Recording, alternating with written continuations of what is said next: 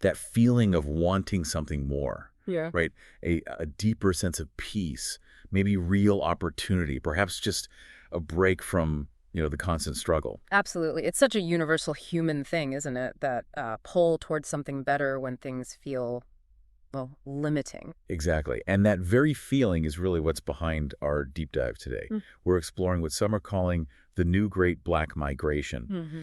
It's this significant trend of Black Americans choosing to build lives, not just in different U.S. cities, but like in entirely different countries. It's a fascinating development, and it really has these clear echoes from the past. You immediately think of the Great Migration, the first one. Right, exactly. From 1916 to 1970, we saw millions of Black Americans leaving the rural South. Yeah, driven by just a desperate need for jobs, sure, but also to escape the brutal reality of Jim Crow laws. And they flocked to those northern industrial cities, Chicago, Detroit, New York. Which became these incredible centers of Black culture and progress. Yeah. All born from that same, core desire for a better life, for safety, for opportunity. That historical movement really, it sets the stage, The longing for safety, economic stability, basic respect. It didn't just disappear, it's just manifesting differently now. So that's what we're going to unpack over the next little while. What are the key reasons behind this move away from U.S. cities and towards other nations? Which countries seem to be the most attractive destinations? And, what are the realities on the ground? The challenges, the rewards? Right, the practicalities of making such a huge life change. Exactly. We've looked at a range of articles, some analysis on this emerging trend. And our goal really is to understand this shift. What does it mean for individuals, for communities, both here and abroad? Sounds good. Where should we start? Okay, let's unpack this. Starting with those historical roots. Thinking back to that first Great Migration, what are the core lessons from back then that really kind of shed light on today? Well, what's really striking is how enduring the main motivations are. Just like folks leaving the Jim Crow South were escaping systemic violence, disenfranchisement, and also looking for jobs in those booming industrial cities, we see kind of similar forces now. Okay. The specific legal structures of oppression have changed, obviously, but that underlying need for safety, for respect, for economic stability that seems to persist. Right. And yeah, those northern cities became vibrant cultural hubs showing incredible resilience and creativity. But as our sources point out, they weren't free from racism either. No, absolutely not. New challenges arose. Exactly. New forms of discrimination. So that historical experience, in a way, it sort of underscores this present day search for a truly equitable place, even if that means looking beyond the U.S. borders. Like that dream of a better life up north. Well, a huge step forward, maybe didn't fully deliver on all its promises for everyone. That's a fair way to put it. So now, decades later, we're seeing Black Americans leaving some of those same urban centers.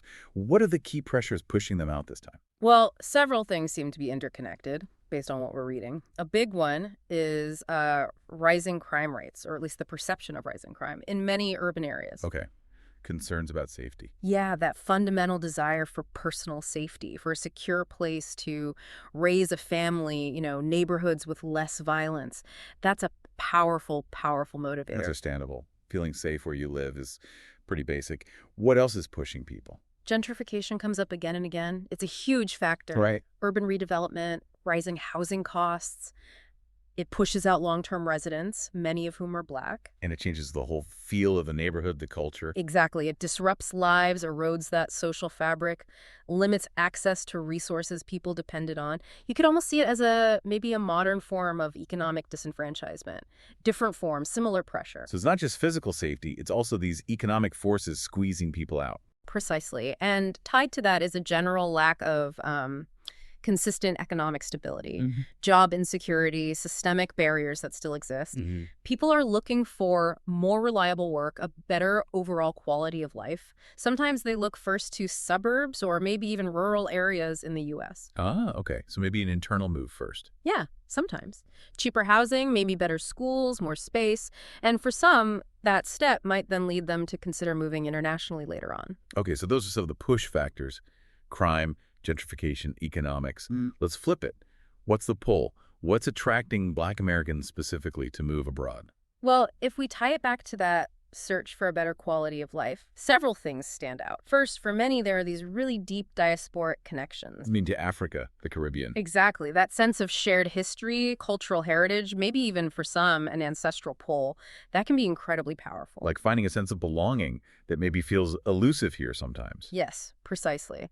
Second, there's the potential for better or maybe just different job opportunities. Some developing economies are actively looking for skilled professionals.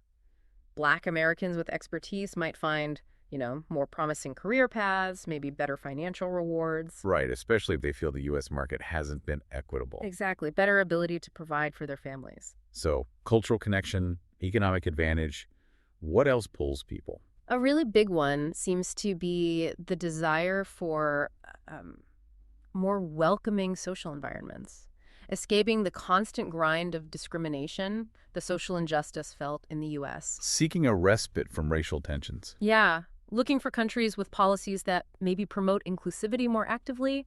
And then, of course, there's just the lure of a different lifestyle, adventure, exploration, immersing yourself in a new culture. That can be really exciting, really enriching. It sounds like it's not just about changing location, but maybe fundamentally changing how you live, how you experience the world. I think that's a big part of it for many people.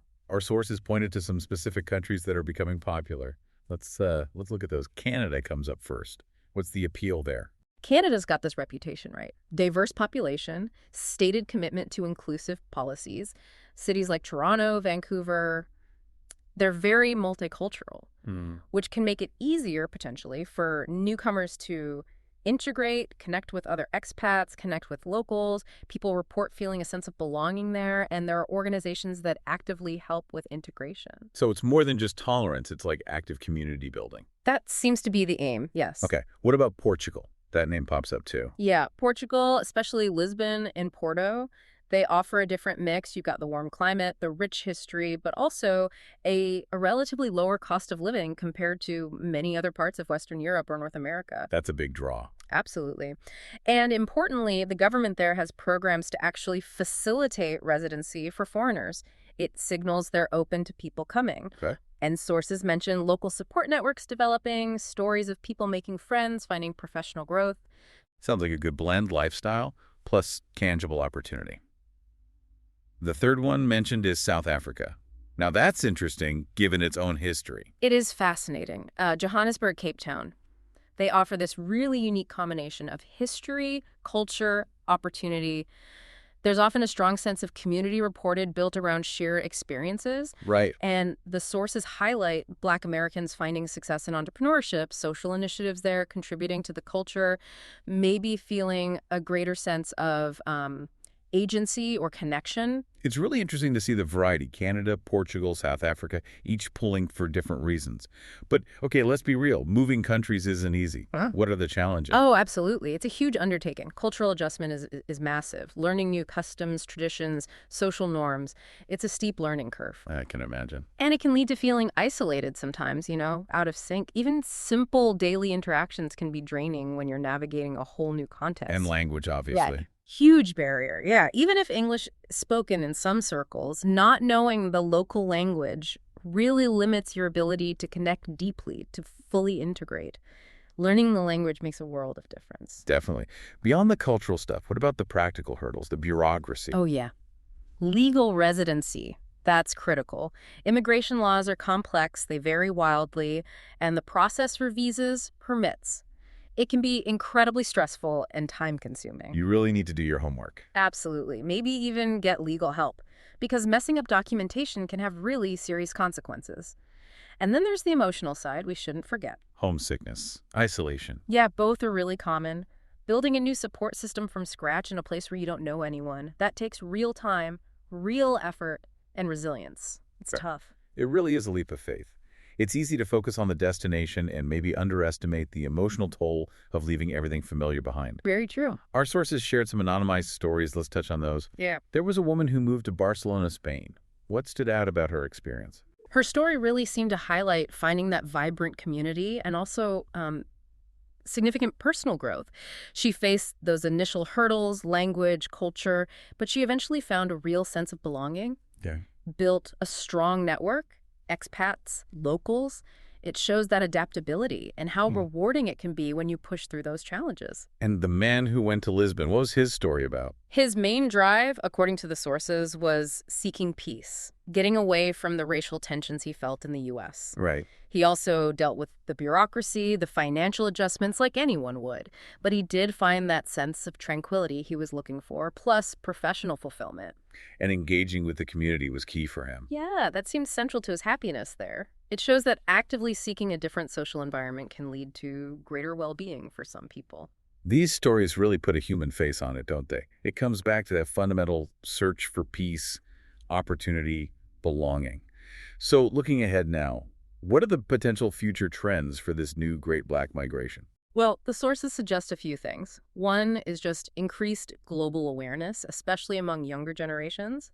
They might be more inclined to explore international options. Makes sense. The world feels smaller sometimes. It does. And places like Canada, the UK, various African nations, if they're seen as supportive, they might attract more interest. Plus, technology helps. How so? Remote work. It makes relocation much more feasible for some professions than it used to be. You're less tied to a physical office location. That's a really good point. The rise of remote work could be a significant enabler here. Definitely. And also, how global conversations about race evolve could also shift perceptions about which countries are truly welcoming. Interesting. And what about the impact on Black American identity itself? That's a big question. This trend could foster maybe a more fluid sense of identity, a dual belonging, perhaps, strengthening those cultural bridges across continents. It's definitely a dynamic situation, lots of potential implications for individuals and globally, too. Absolutely. It touches on these really big ideas about home, community, opportunity in our interconnected world. So wrapping up our deep dive then, we've looked at this new Great Black Migration, its historical echoes, the push and pull factors, the diverse experiences abroad, what the future might hold. It's clear, I think, that this decision to seek life elsewhere is really significant. It's rooted in history, but also very much in today's realities for Black Americans. And as the source material really emphasizes, understanding why this is happening is crucial. It helps us think about how to build more inclusive, more equitable societies everywhere, not just in the U.S. Really does make you think, doesn't it? Yeah. What does it signify when people feel the need to look beyond their own country's borders to find peace, find opportunity, find that sense of belonging? It says something about the conditions here and also about those fundamental human hopes for a better life. Definitely something to keep thinking about.